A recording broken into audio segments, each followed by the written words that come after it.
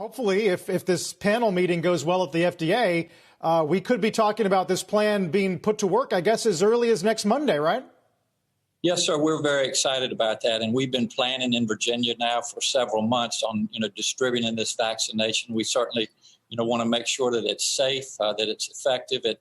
From the data that I have reviewed, and I've done a lot of clinical trials as a child neurologist in the past, it looks very promising. And so we have 480,000 doses in Virginia ready to go. In phase one, we'll reach out to our frontline healthcare providers and also those that are residents and employees of our long-term care facilities. And so we have the doses ready to go to cover those individuals. And then as we have better supply, we'll get to the rest of the population in Virginia. A lot of stories in the past few days about states sort of angling for more supply, public statements of need. I wonder how much that tension reflects reality right now among the nation's governors. From the start of this back in February, the governors have really taken charge, and we've worked very closely together. We're not competing. We realize that every state has its needs, and we're actually very pleased with the allotment of our first phase of 480,000 doses. But, and I think speaking on behalf of all the other governors, we are watching the numbers go up across this country. We're seeing that in Virginia. We took some aggressive measures prior to Thanksgiving. And we're watching the data every day, but our numbers have trended up, especially over this past weekend. So we're actively discussing on, how to mitigate the numbers, and we'll take further measures if we need to this week.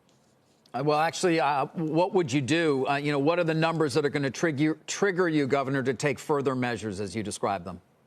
It's a great question. And, I'm data-driven, certainly as a physician, and we're following the data very carefully. And we're seeing where these outbreaks are. And they're mainly in where people are gathering in larger groups. So some of those are in homes. We saw that over Thanksgiving, unfortunately.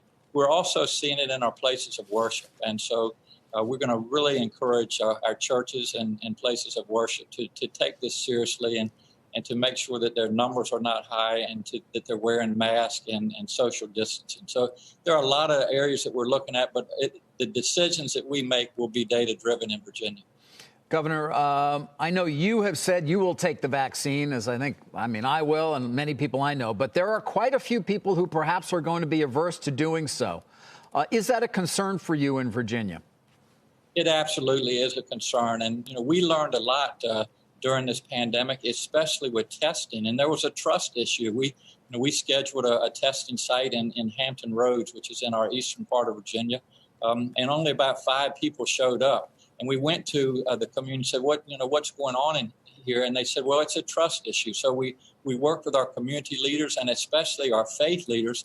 They actually put a video together and showed it to their congregations, and we retested and had hundreds show up. So we know what we have to face. We know the challenges, and we'll work with our localities. But I as a scientist and a researcher in the past, I would say that we have looked at the data carefully. It's safe, it's effective, and I encourage everybody in Virginia and really in this country to take the vaccination. I, along with my family, will be taking it.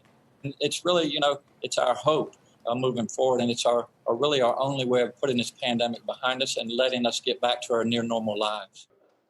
Shepard Smith here. Thanks for watching CNBC on YouTube.